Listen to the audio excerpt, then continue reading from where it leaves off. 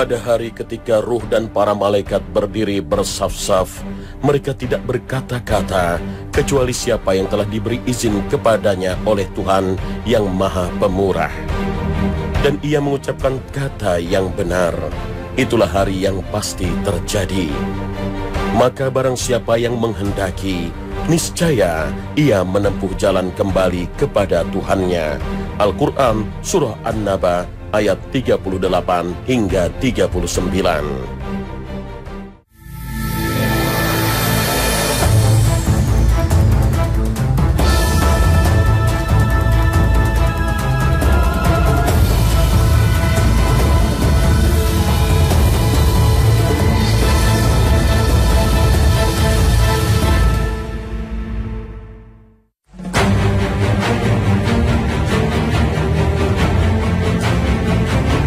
Assalamualaikum warahmatullahi wabarakatuh. Pagi ini Khazanah kembali menyajikan kepada Anda embun-embun ilmu yang terpendam dalam luasnya Khazanah Islam.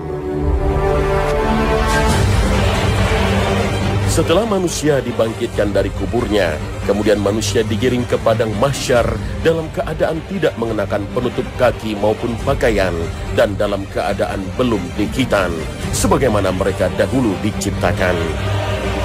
Rasulullah Sallallahu Alaihi Wasallam bersabda, sungguh kalian akan dibangkitkan dalam keadaan tidak mengenakan sandal, pelindung kaki, telanjang dan masih berkuluk, belum dikitan.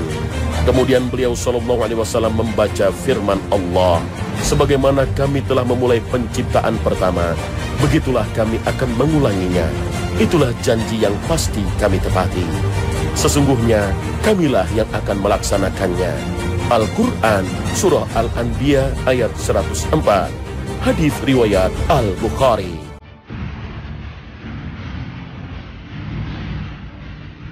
Mendengar hadis ini, Ummul Mukminin Aisyah radhiyallahu anha sebagai wanita tentu merasa risih dan sempat bertanya pada Nabi sallallahu alaihi wasallam. Laki-laki dan perempuan semuanya, sebagian mereka melihat sebagian lainnya? Maka beliau sallallahu alaihi wasallam menjawab, keadaannya lebih mengerikan dari membuat mereka berpikir demikian. Muttafaqun alaih. Seluruh umat manusia dari zaman Nabi Adam sampai umat akhir zaman akan digiring bersamaan menuju mahsyar. Tentu sebuah perjalanan kolosal dengan jumlah yang tak terhitung. Semuanya bergerak menuju satu tujuan. Tak hanya itu, pergerakan perjalanan ini begitu memukau karena semuanya bergerak dengan cara yang berbeda-beda. Ada yang berjalan kaki, ada yang berkendara, bahkan ada yang berjalan dengan diseret wajahnya, sebagaimana dikabarkan Nabi Sallallahu Alaihi Wasallam. Sesungguhnya kalian akan digiring di padang mahsyar dalam keadaan berjalan dan berkendaraan, serta diseret di atas wajah-wajah kalian. Hadis riwayat At-Tirmizi. Lalu, siapakah orang-orang yang berjalan sambil diseret wajahnya? Hal ini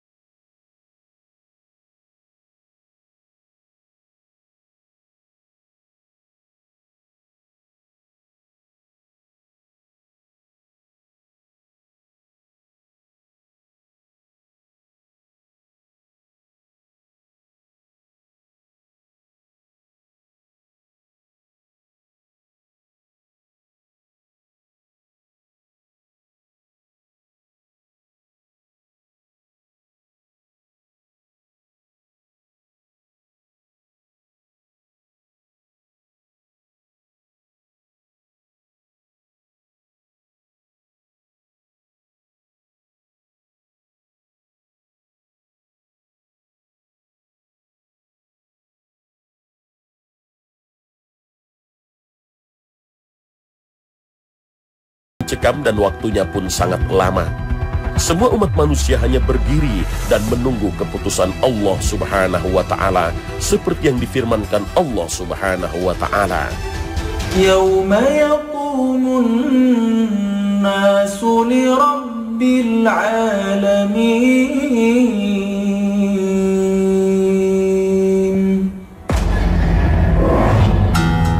yaitu hari ketika manusia berdiri menghadap Tuhan semesta alam. Al-Quran, Surah Al-Mutaffifin, ayat 6. Al-Hafidh Ibnu Katsir menerangkan kondisi berdirinya manusia pada waktu itu. Mereka berdiri dalam keadaan tidak beralas kaki, telanjang dan tidak berkhitan, pada tempat yang sulit, cemas, serta sempit bagi pendosa. Semua itu meliputi manusia dengan perintah Allah, dan semuanya tidak mampu menolaknya, baik yang kuat maupun yang lemah. Miqdad bin Al-Aswad radhiyallahu anhu menceritakan, aku pernah mendengar langsung dari Rasulullah sallallahu alaihi wasallam bersabda, matahari akan didekatkan kelak pada hari kiamat kepada makhluk sampai ada di antara mereka yang seukuran 1 mil. Berkata Sulaim bin Amir, salah seorang rawi hadis ini, demi Allah aku tidak tahu 1 mil yang dimaksud. Apakah ukuran yang ada di dunia atau mil sejauh mata memandang? Nabi bersabda, dan manusia pada saat itu sesuai dengan kadar amalannya dalam berkeringat. Di antara mereka ada yang sampai menutupi mata kaki, ada yang keringatnya sampai ke betis, dan ada di antara mereka yang keringatnya sampai menutupi leher, dan ada yang tenggelam oleh keringatnya sendiri.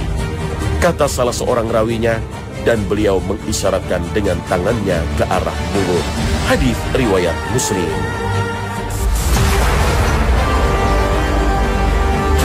Ibnu Abi Jamrah menjelaskan, di antara mereka yang paling banyak keringatnya ialah orang-orang kafir, lalu setelahnya para pelaku dosa besar dan yang berada di bawahnya. Adapun orang muslim, maka mereka jumlahnya sedikit dibanding dengan orang kafir. Sekalipun jarak 1 mil dalam hadis ini, baik 1 mil yang berarti jarak yang kita kenal sekarang, atau mil yang berarti alat celak, keduanya sama-sama sangat dekat. Tentu panas tak terkira dan tak terbayangkan. Karena jarak matahari yang normal sekarang dengan bumi yang mencapai jutaan kilometer begitu terasa panas di tengah hari. Lalu bagaimana jika matahari berada 1 mil di atas kepala kita? Ulama kontemporer menggambarkan kedahsyatan panasnya hari itu, bahwa pada hari kiamat kelak tatkala manusia dikumpulkan di padang mahsyar, kekuatan mereka tidaklah sama dengan kekuatan mereka ketika hidup di dunia. Akan tetapi mereka lebih kuat dan lebih tahan. Seandainya manusia sekarang ini berdiri selama 50 hari di bawah terik matahari tanpa naungan, tanpa makan dan tanpa minum, apa yang terjadi? Tentu tidak akan mampu, bahkan mereka akan binasa.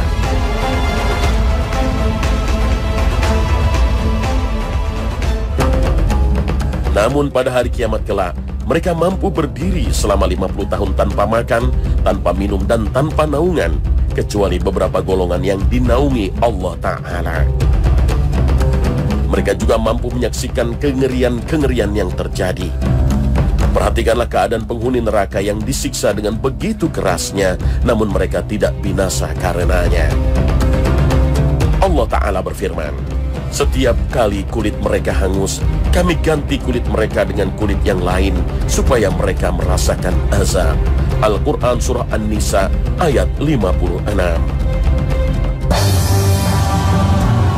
Menjelaskan hadis tentang didekatkannya matahari ini, Al-Hafidh Ibnu Katsir menjelaskan bahwa kondisi yang demikian dahsyat ini tidak bisa dipahami dengan akal pikiran, tapi harus dipahami dengan hati, dengan iman, karena masuk dalam lingkup keimanan dengan perkara gaib.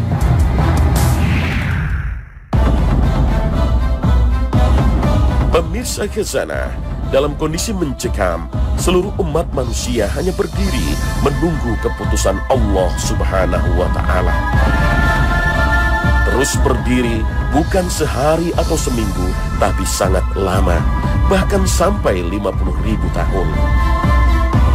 Al-Hafidh Ibnu Katsir mengatakan, Di dalam sebuah hadis dijelaskan bahwa mereka kelak akan berdiri selama 70 tahun dalam keadaan tidak berbicara sedikit pun. Ada yang mengatakan mereka berdiri selama 300 tahun. Ada lagi yang mengatakan mereka berdiri selama 4.000 tahun. Ada lagi yang mengatakan mereka berdiri selama 4.000 tahun. Setelah itu baru diputuskan perkara mereka seukuran 10.000 tahun. Allah Ta'ala menjelaskan akan hal itu melalui firman-Nya. Pada hari itu ketika ruh dan para malaikat berdiri bersaf-saf, mereka tidak berkata-kata, kecuali siapa yang telah diberi izin kepadanya oleh Tuhan yang Maha Pemurah. Dan ia mengucapkan kata yang benar. Itulah hari yang pasti terjadi. Maka barang siapa yang menghendaki, niscaya ia menempuh jalan kembali kepada Tuhannya. Al-Quran Surah An-Naba ayat 38 hingga 39. Abdullah bin Mas'ud radhiyallahu anhu berkata, Rasulullah SAW pernah bersabda, Allah akan mengumpulkan dari makhluk pertama hingga terakhir pada hari yang telah ditentukan. Mereka berdiri selama 40 tahun, seraya pandangannya tegak melihat ke langit, menunggu Allah untuk memutuskan perkara. Hadis riwayat Tabrani. Dalam hadis lain juga dijelaskan durasi waktu yang pada saat itu. Disebutkan oleh Imam Muslim dari hadisnya Abu Hurairah radhiyallahu anhu, beliau berkata, Rasulullah SAW bersabda, tidaklah seorang yang punya emas dan perak lalu tidak menunaikan hak keduanya, melainkan kelak pada hari kiamat akan diberikan padanya lempengan logam dari api neraka, lantas dicelupkan ke dalam neraka jahanam. Selanjutnya digosokkan pada tulang rusuk, kening serta punggungnya, dan tiap kali menjadi dingin maka dicelupkan lagi. Pada hari yang sama dengan 50.000 tahun, itu terjadi hingga diputuskan perkara hamba, maka dirinya sudah melihat jalannya, apakah ke surga atau ke neraka. Hadis riwayat Muslim.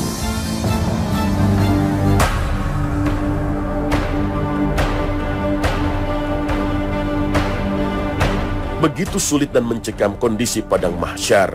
Itu sebabnya Nabi SAW biasa berlindung kepada Allah Subhanahu wa Ta'ala dari sempit serta susahnya pada hari tersebut. Sebagaimana yang tertera dalam hadis yang dikeluarkan oleh Imam Ahmad dalam musnadnya dari hadisnya Rabi'ah al-Jarash radhiyallahu anhu, beliau mengatakan, aku pernah bertanya kepada Aisyah, doa apakah yang biasa Rasulullah panjatkan pada saat sholat malam? Dan dengan bacaan seperti apa biasa beliau membuka doanya? Maka Aisyah menjawab, adalah beliau biasa mengucapkan takbir Allahu Akbar 10 kali, tasbih Subhanallah 10 kali, tahlil La ilaha illallah 10 kali, istighfar 10 kali. Kemudian beliau berdoa, Allahumma gfirli wahdini warzuqni. Ya Allah, ampunilah diriku, berilah aku petunjuk dan rizki, sebanyak 10 kali. Lalu ditutup dengan doa, Allahumma inni a'udzubika minadhiqi yaumil hisab.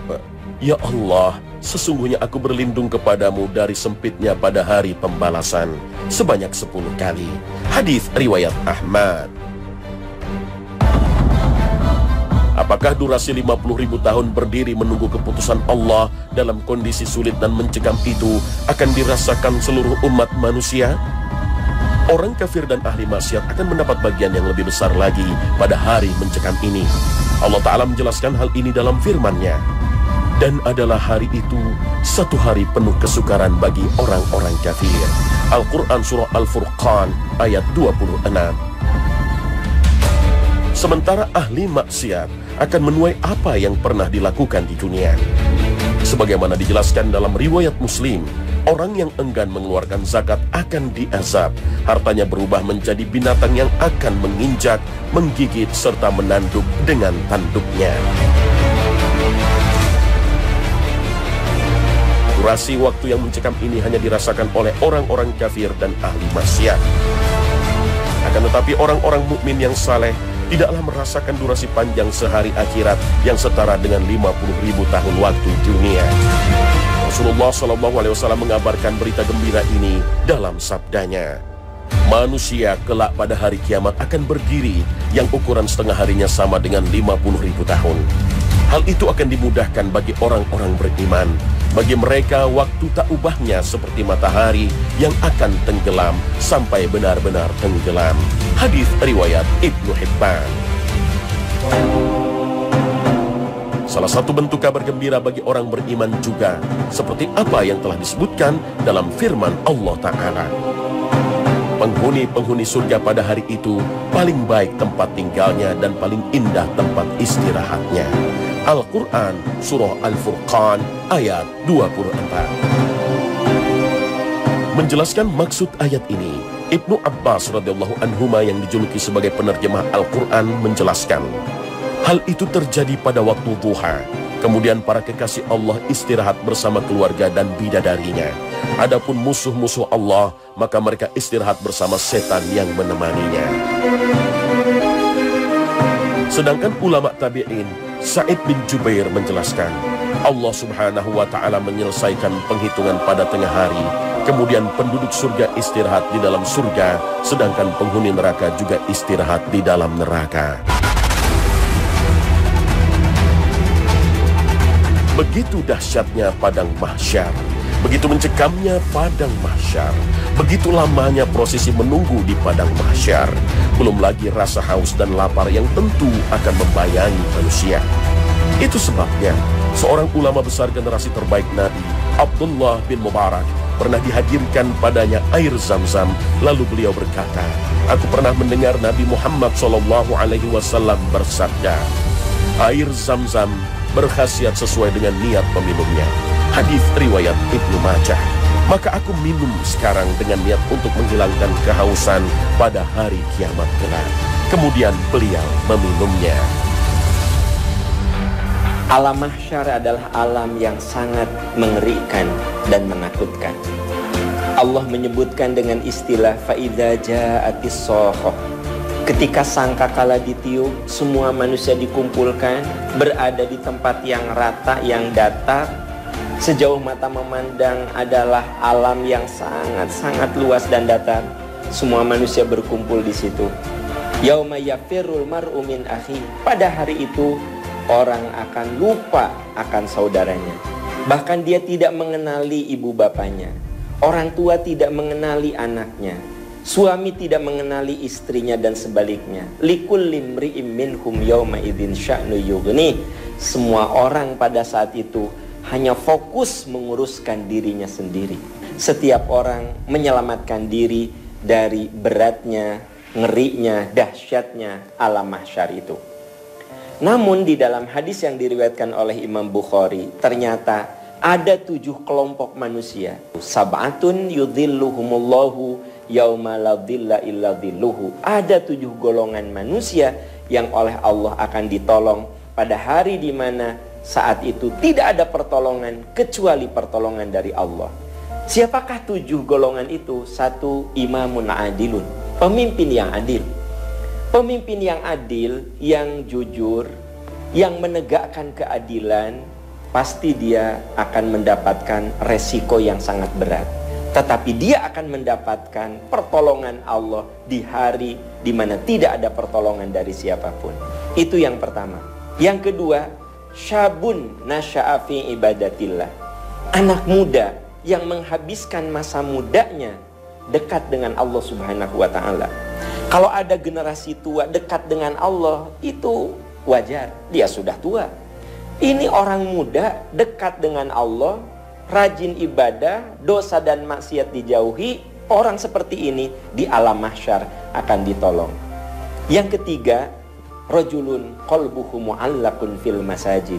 Orang yang hatinya selalu bergantung dengan masjid.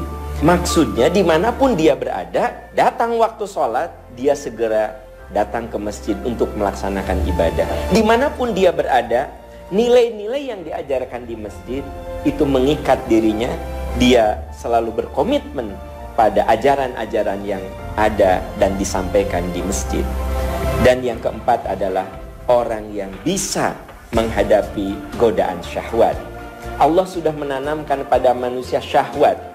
Syahwat itu hanya diekspresikan kepada pasangannya yang sah, tidak kepada yang lain. Dan yang kelima, orang yang bertemu karena Allah dan berpisah karena Allah. Ada orang yang bersahabatnya itu benar-benar karena Allah. Persahabatan karena Allah adalah persahabatan yang diikat dengan iman. Kalau kita benar, dia mendukung kita. Kalau kita salah, dia meluruskan kita. Itulah persahabatan karena Allah. Yang keenam, rajulun tasaddaqa bisadaqatin fa akhfaha. Yang keenam adalah orang yang bersedekah, dia sembunyikan sedekahnya itu sampai tangan kiri tidak tahu apa yang disedekahkan oleh tangan kanannya. Maksudnya orang-orang yang ikhlas dalam bersedekah, orang-orang yang ikhlas saat membantu orang lain. Dan yang ketujuh adalah rajulun dzakarallaha khalian fafadat ainah. Orang yang berdua-duaan dengan Allah hingga meneteskan air mata. Orang yang berzikir, orang yang membaca Al-Quran hingga dia meneteskan air mata karena terharu dengan apa yang dia baca, terharu dengan apa yang dia tafakuri. Itulah 7 golongan manusia yang akan ditolong oleh Allah di hari kebangkitan, di alam mahsyar. Ini adalah bulan yang penuh keberkahan, bulan Ramadan. Mari kita asah jiwa kita untuk masuk ke dalam salah satu golongan yang akan ditolong oleh Allah Subhanahu wa ta'ala. Semoga ini menjadi Ramadan terindah yang menghantarkan kita kepada pertolongan Allah di hari kebangkitan di alam mahsyar nanti. Pemirsa Khazanah, penderitaan dan kesulitan di padang mahsyar yang demikian dahsyatnya membuat semua manusia tak kuasa lagi bertahan. Mereka bingung. Mereka pun mencari penyelesaian. Semua ini harus berakhir. Tapi bagaimana? Imam Bukhari dan Muslim meriwayatkan hadis panjang yang menyebutkan bagaimana kondisi manusia yang semakin tak kuasa menahan derita. Tak ada jalan lain, maka harus ditemukan seseorang yang bisa menjadi perantara untuk menghadap Allah Subhanahu wa ta'ala, memohon agar derita ini berakhir. Maka manusia pun mendatangi Nabi Adam alaihissalam, lalu Nuh alaihissalam, lalu kepada kekasih Allah Ibrahim alaihissalam, lalu Musa alaihissalam, dan kemudian Nabi Isa alaihissalam. Semuanya menolak menjadi perantara. Hingga akhirnya setelah Nabi Isa alaihissalam mengarahkan agar menemui Nabi Muhammad SAW, mereka pun mendatangi Nabi SAW. Mereka mengatakan, "Wahai Muhammad, engkau adalah utusan Allah, penutup para nabi. Allah telah mengampuni dosamu yang terdahulu dan di kemudian. Tidakkah engkau melihat yang menimpa kami?" Lalu apa yang terjadi? Apakah Rasul SAW bersedia menjadi perantara manusia kepada Allah Subhanahu wa ta'ala? Jangan kemana-mana. Sesaat lagi Khazanah akan segera kembali.